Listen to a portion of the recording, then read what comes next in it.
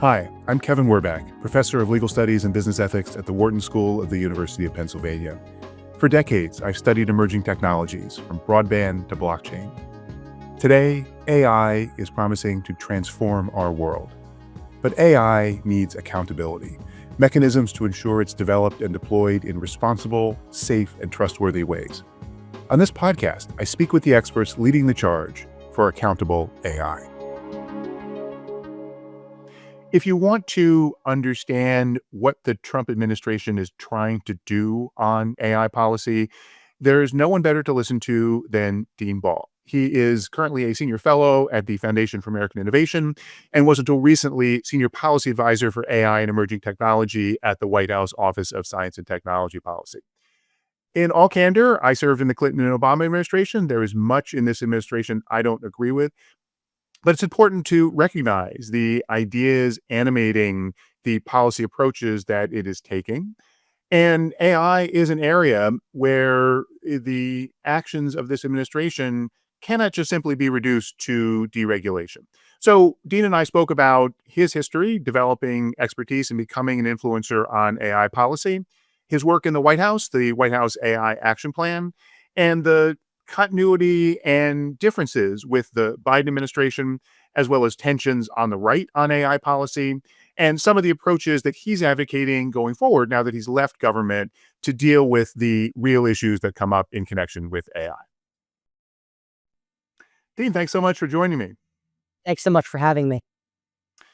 You're a great example of someone who became known as an expert on AI policy, largely through your writings and largely through your blog, Hyperdimensional.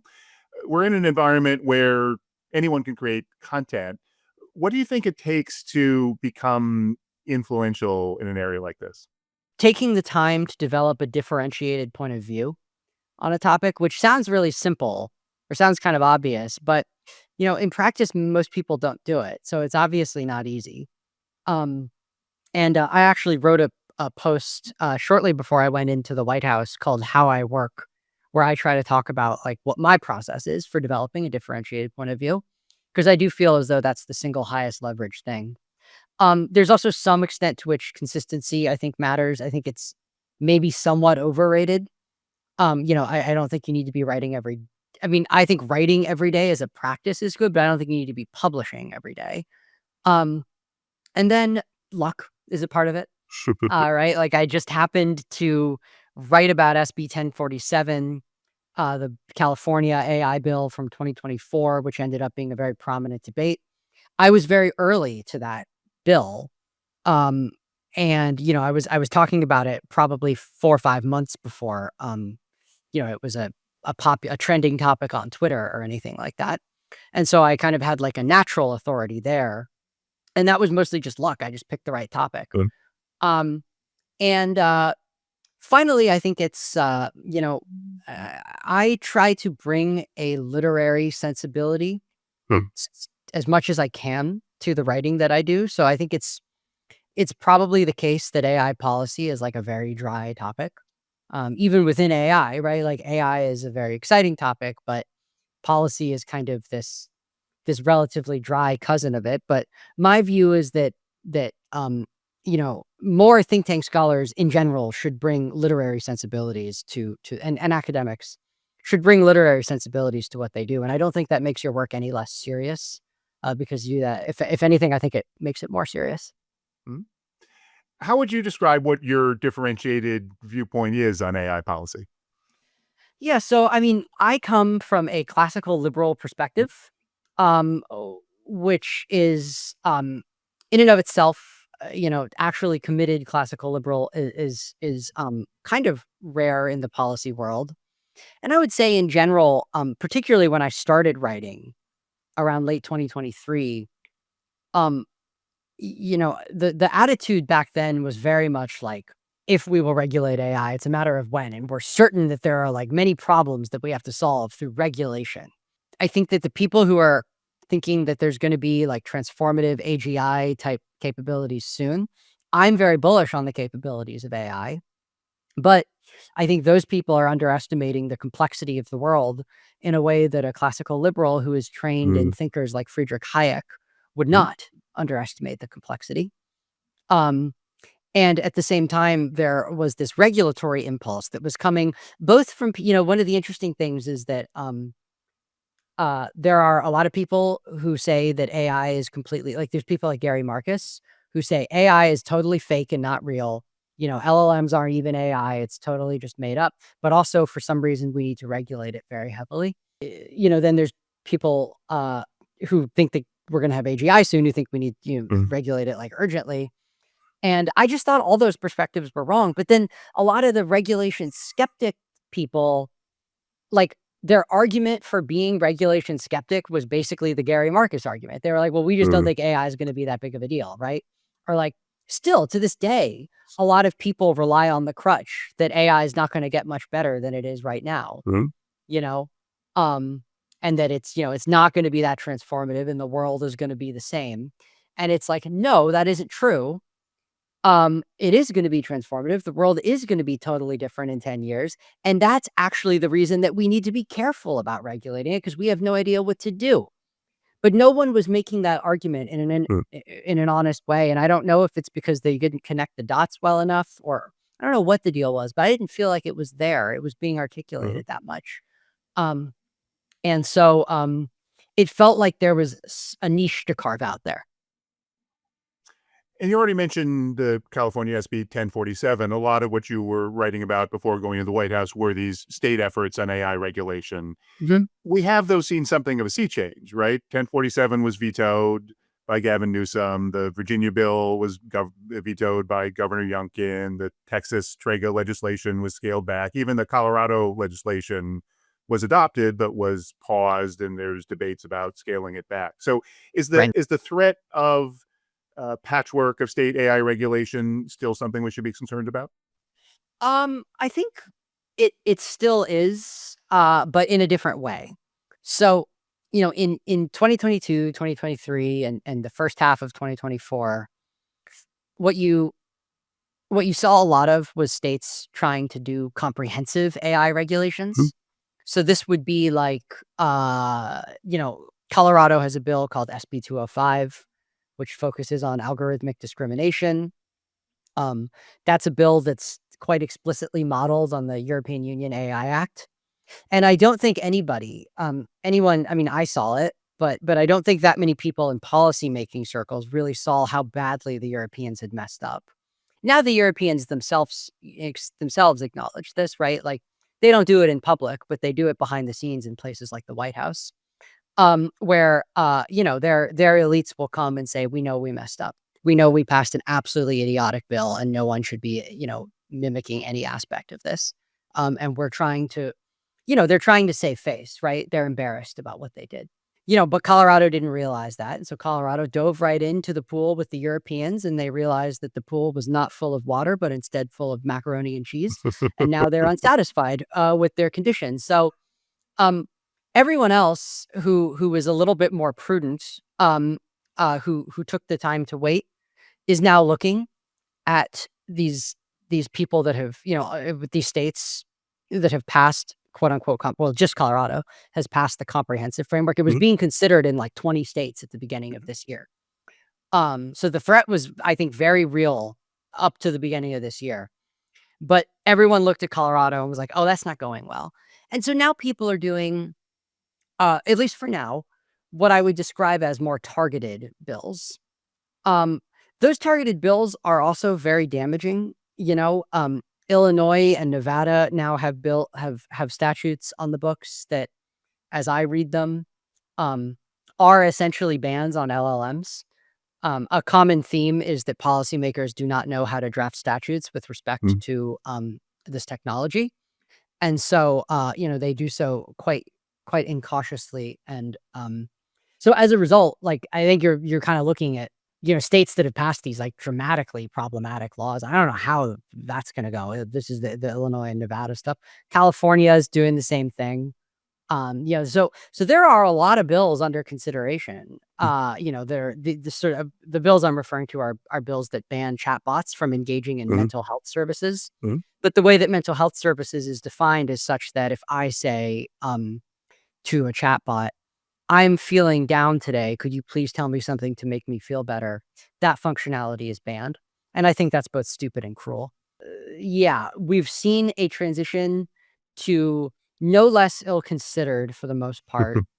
Um, no less problematic, well, somewhat less problematic, more narrowly targeted bills. Mhm. Okay. And just so people understand, what's so bad with the European Union AI Act? After all, everyone except Meta and XAI signed the Code of Practice. Well, everybody signed the code of practice, which is a different thing from the AI Mm. Act, right? So the AI Act, just for the listeners' background, Mm.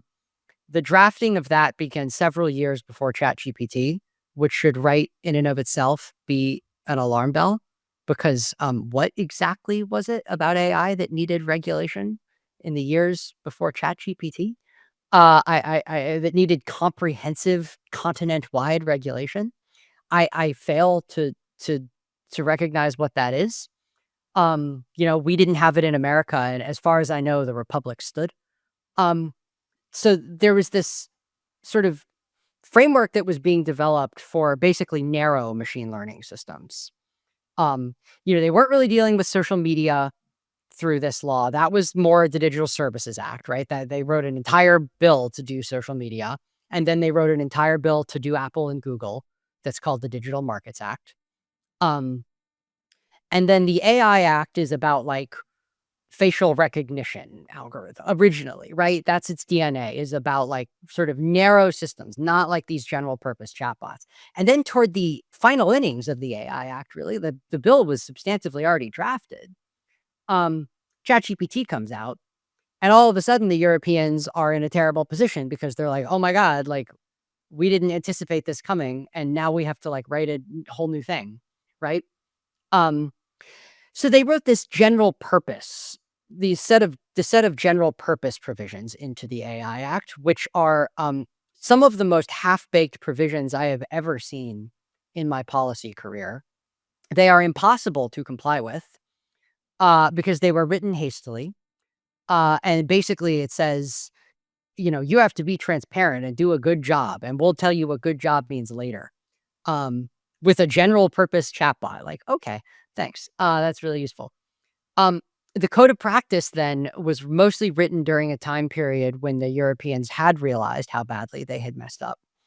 And so the code of practice really actually walks back um, many aspects of the AI Act. For example, the AI Act general purpose, the general purpose guideline or parts of the AI Act identify several dozen risk categories that they wanted companies to address. Each one of these, by the way, each one of the risk categories is thousands and thousands and thousands of man hours for a company to address. Europe has no companies that would be subject to these provisions, so basically just American companies, and they identified several dozen. So they allocated a lot of capital on behalf of American companies, which we don't really appreciate in the Trump administration. Or I shouldn't say we anymore, but the Trump administration does not exactly appreciate, and I don't appreciate as an American.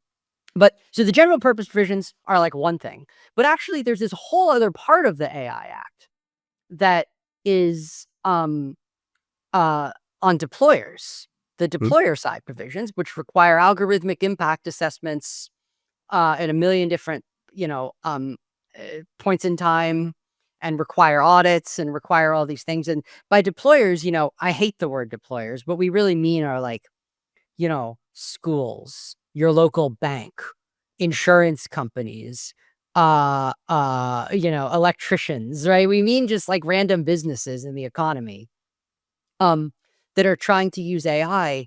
And because the Europeans and the policymakers in Colorado and other states as well really have no idea how the modern world works, what they did was they wrote a law that applied to a lot of software that has already existed for 20 years. And so now there's a deadweight loss associated with software that was perfectly fine, that wasn't causing any problems. Businesses were using it. And now there are audit requirements associated with that software, and there are algorithmic impact assessments and other types of paperwork that are entirely unproductive. And this all dawned on the Europeans after they passed their regulatory fever dream. after they woke up from it, now they're realizing how bad of a mistake they made. So that's sort of what I mean. Okay. And by the way, those deployer side provisions are not in effect yet. So we have not seen the deadweight loss, but the estimates that I've seen suggest that you should essentially model the deployer provisions of the AI Act as a roughly 20 to 30% tax, or Good. I'm sorry, 15 to 20% tax on AI. Mm. It's not exactly a tax, the government doesn't collect it, but if a business spends $100,000 using ChatGPT, let's say, they have a customer service chatbot that does it. You should expect that that business will have to spend whatever spend $20,000 on compliance costs with the AI Act. Okay. We could spend a lot more time on this, but I want to get on to your time this year in the White House and the Office of Science and Technology Policy. First of all, what do you find that people who haven't spent time in government most fail to understand? Um, well, it depends who. Mhm. What I would say to Silicon Valley is Silicon Valley basically models the average DC staffer and politician as kind of a sort of idiot child. And like they don't understand that we are in fact savvy. The idea has occurred to us that you may have an agenda, that it's actually not just technical information that you're imparting. Like we kind of got past the idea that you guys were like helpful nerds, you know, 30 years ago, 20 years ago, right? It's actually a pretty tough town, Washington. And there's a lot of extremely savvy and intelligent people here. And I think sometimes Silicon Valley thinks they can play Washington for fools in ways that they can't. And what that often translates into is that Silicon Valley's messaging in DC and their tactics in DC are quite crass, um, and come across to those of us who have been here for a while and understand policy and are a little more sophisticated, they really come across as kind of the Beverly Hillbillies coming into town. It's like, yeah, you're like new rich. It's like you have all this new money and you're coming in and you're throwing it around. And you kind of look like idiots to anyone who's been here for more than about 45 minutes. That's what I'd say there.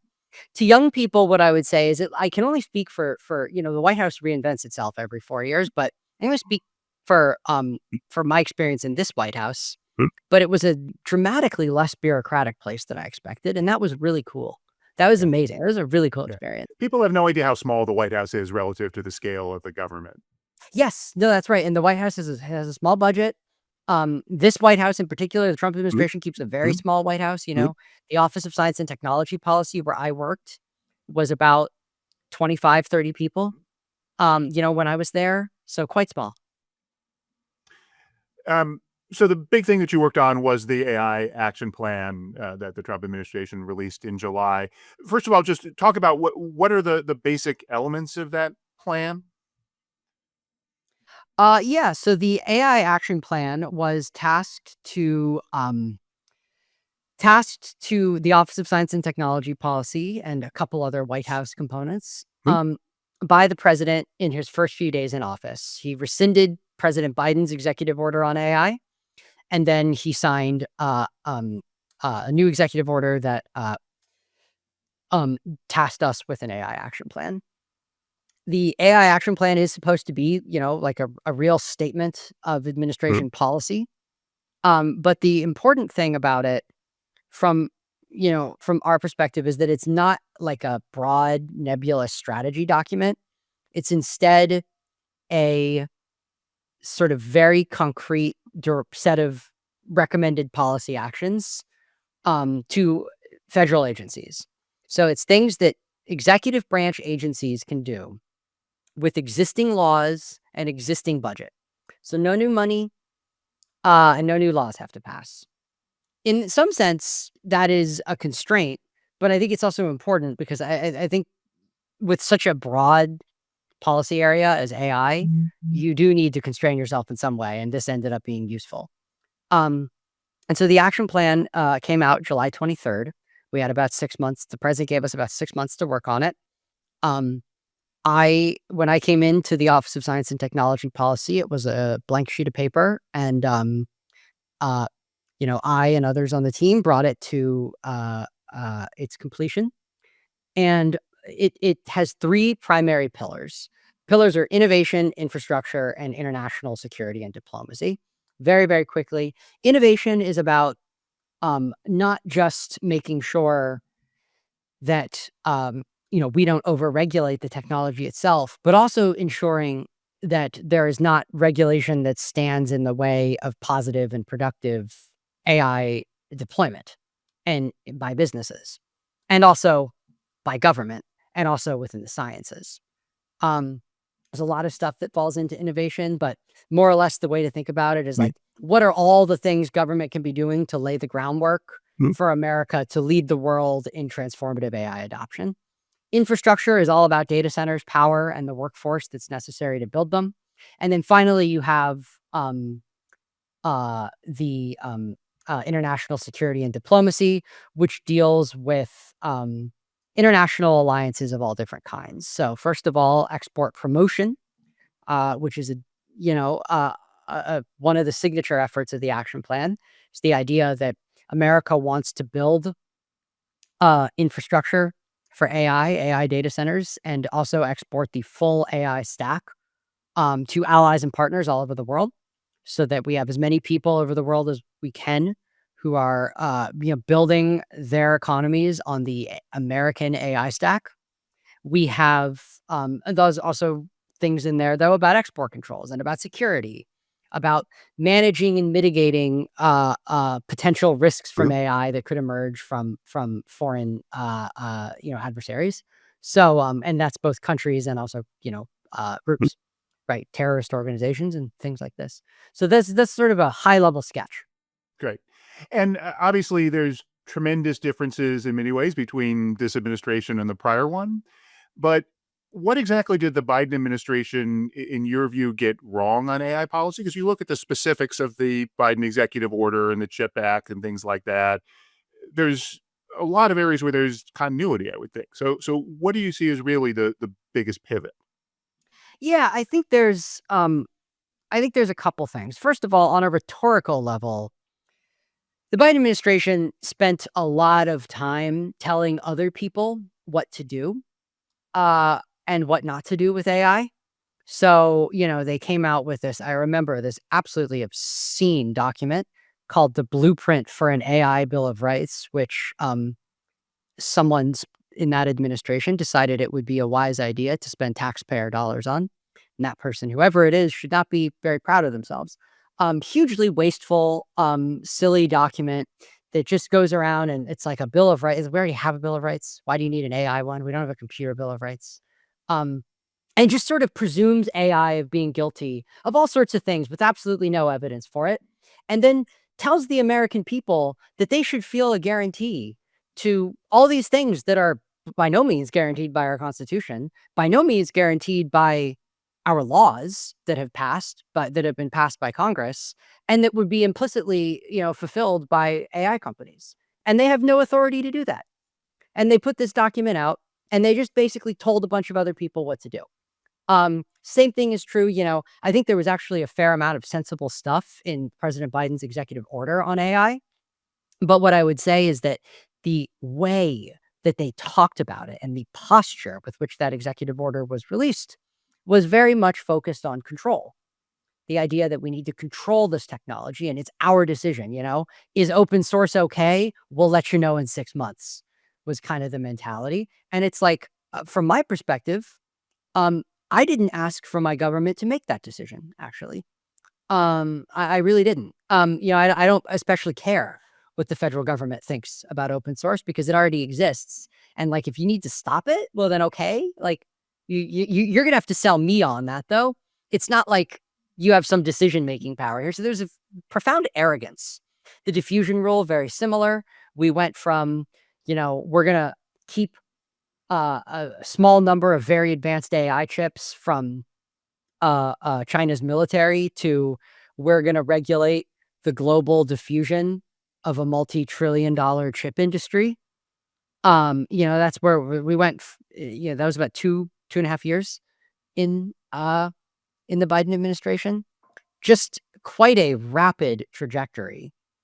Um, There are a lot of sensible things the Biden administration did at the same time, right? Like, I don't, dispute that, and I know some people who were the architects of President Biden's AI policy, and a lot of them are really, really intelligent and patriotic people. So, I don't mean to, I think I think they were part of a system that couldn't help itself but be ham-handed and arrogant. I don't think they themselves are, the people that I know. Um, so where are we different? The Biden administration had a lot of fantasies about, you know, the training of AGI. They thought it would be like there's one day where we wake up and the day before there was no AGI, and then we wake up and there's AGI. And AGI was like made in a specific building that's going to exist somewhere in the world. Um, and that, it's going to come out of that building, right? Almost like physically.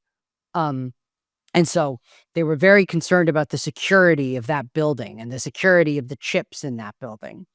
And there's just all this, and the entire strategy of the export controls and the diffusion rule, the 10 to the 26 flop reporting requirement in the executive order. It's all based on this idea of, AGI getting trained one day.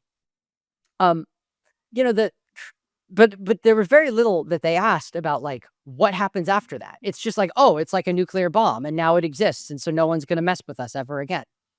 I think that's a very, very, very, sort of childish way of thinking about the way that AI will diffuse throughout the world. Um, and so the AI action plan from the Trump administration, maybe one of the most commonly used words in that whole document is adoption, um, or deployment or diffusion. Um, we really care quite deeply about the idea of deploying AI in transformative ways. In regulated businesses, within government, as I said, in small businesses, all over the economy. Um, because that's what matters. It doesn't matter if you have a really, really performant model and if we call it AGI or whatever, it doesn't matter if no one uses it. Or it doesn't matter if we do it and then a year later, China builds, or some other country builds a competing product and their society is more supple and more open to adopting AI in a transformative way, then, um, we lose. And it didn't matter that we were 6 months first or a year first to the model weights. Who cares about that? As you've written, though, there are also tensions on the right in these areas. There's a lot more we could talk about in terms of the Biden administration, but I want to understand going forward.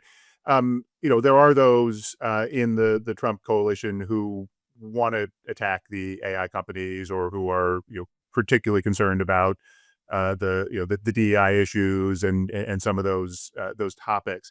So, the AI action plan threaded that needle within the administration, but Mhm. going forward, how do you think those tensions get addressed?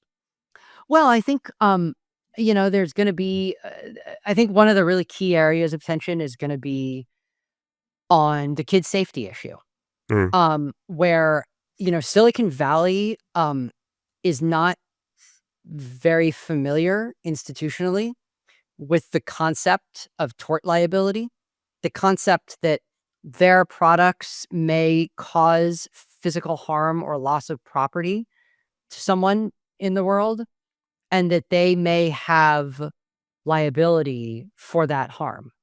Um, that is not something that happens, like, you can't really sue Google for, like, much of anything, you know? Like, Google Chrome can't, like, physically harm you. If you Google for, how do I, make a bomb, you can't sue Google for giving you that information, right? Google is a sort of neutral conduit. But it's different when you have a chatbot that is controlled by a company that is making, these statements or sometimes taking action on your behalf. And especially as they take more action, I think this liability issue is going to become, very significant. I talked to executives at AI companies who kind of just looked at me funny when I said this a year ago. Um, and now there have been some some real tort liability lawsuits, in the last 6 months or so, uh, against AI companies, including against OpenAI, where, like, not only, especially there's a recent one, a very tragic one involving a 16-year-old named Adam Rain who, who killed himself sort of in dialogue with ChatGPT. Um, you know, this is not legal advice. I'm not a lawyer, but, like, I don't know. I read that complaint and I'm like, I've read a lot of complaints. I've read a lot of tort complaints in my life. Like, I think they got OpenAI. I think OpenAI's I think they're in some trouble on this one. Um, I don't think that, like, there's a sort of contingent on the right that is sort of the, like, you're like, again, sort of more libertarianish, right? We used to call it libertarian, now we call it new tech right, but it's basically the same thing. They claim like there's a difference, and the difference is that they say that libertarians don't say nice things about Donald Trump and new tech right does. That's the difference. But, like, they have no idea. They don't really even know what common law liability is. They don't know what it is. They don't want anything to do with it, but unfortunately, it's here for them. And, I think as a general matter, these folks tend to, as I said, they have pretty bad political instincts, and they tend to overestimate the power that they have.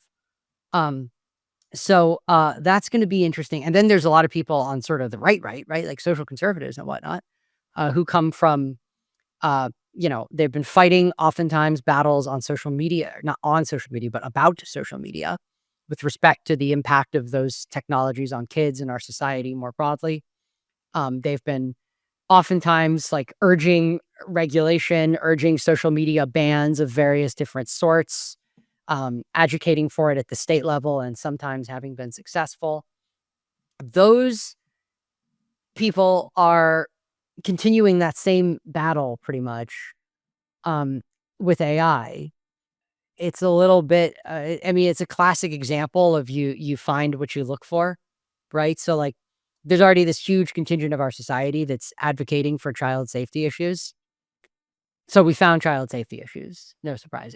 If that same group of people had been advocating for, like, pet safety issues, we would be talking about AI providing veterinary care and providing bad veterinary advice, right? It isn't to say that the kid safety issue isn't real. It's just to say that, like, public policy as a general matter it is the practice by which we decide whose harms we care about and whose we're gonna pretend don't exist. But we should never pretend like we care about everybody's harms because we don't. We care about a very, very small number of the harms that happen in the world. So, but they're agitating about that, and I think they're right to, by the way. Um, so that's gonna be an interesting conflict, how that all emerges, and there's a sort of more pro-regulatory instinct on the right, and then there's a very anti-regulatory instinct, and I think the pro-regulatory people are, oftentimes, motivated more by animosity toward the people, toward their perception of the people in Silicon Valley, and I think that the anti-regulatory people have a very simplistic model of the world, so neither of those is going to work, and so you have to figure out, like, um, what's the, um what's a compromise here? Are Okay, we so we're gonna almost out of time. I want to ask you about one compromise may not be the right word, but one approach that you've advocated for, which ties into the issue of liability, which is private governance mechanisms, kind Yes, of yeah, hybrid. And I know this is not something that was directly in the AI action plan, but can you talk about going forward how you see that option developing and why it is the right way to go? yeah, so, I mean, I think we're already seeing it happen. The great thing about private governance, which is the idea of things that, implicate governance being done not Mm. by the formal public government, but instead by private organizations.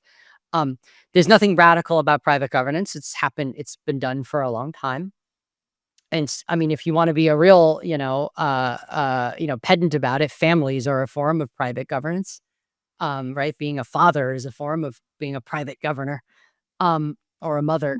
But there's what I would call private governance is the idea that, like, there is some service that can be provided for which there is supply and demand, and which can therefore be provided at least reasonably well in a traditional market process without government interference. A good example of this would be like insurance, where it's like, I have a risk.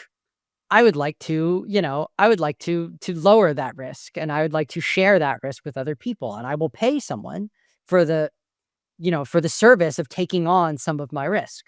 That's what insurance is. That didn't emerge because someone in government designed it. That emerged because, that emerged centuries ago because it was necessary to facilitating trade and facilitating risky ventures. So you're starting to see these sorts of things happen. Like there's a nascent AI specific insurance industry that is developing, and that to me is a very exciting thing. Um, then, at the same time, there's what I would call like a more formal way of dealing with this, which it might be to say the government says, hey, there's some technical thing about AI that we're worried about, but we don't want government to be the one creating the standards because we don't think government has the technical capacity or we don't want to spend the money or whatever else. What you might be able to say then is, hey, if a private body were to do this in a way that we, the government, approved, private body maybe it could charge the companies, or maybe it could receive private donations, act as a nonprofit, then maybe we would be comfortable privatizing, really more privatizing as opposed to private governance, more like privatized governance. We would be comfortable privatizing some aspects of basically technocratic rulemaking for this specific thing. And in exchange for a company adhering to the standards put out by that private body, the company would get some benefit. Maybe the benefit is more favorable treatment by courts in liability conversations. Maybe it's something else, but that's kind of the idea. I think both of those things are very promising. The first one is already happening. The second one, whether or not it catches on, we'll see. All right. To be continued. I think that's a great place to stop. Dean, pleasure speaking with you. Thanks so much for having me. It was a blast. This has been The Road to Accountable AI. If you like what you're hearing, please give us a good review and check out my Substack for more insights on AI accountability. Thank you for listening.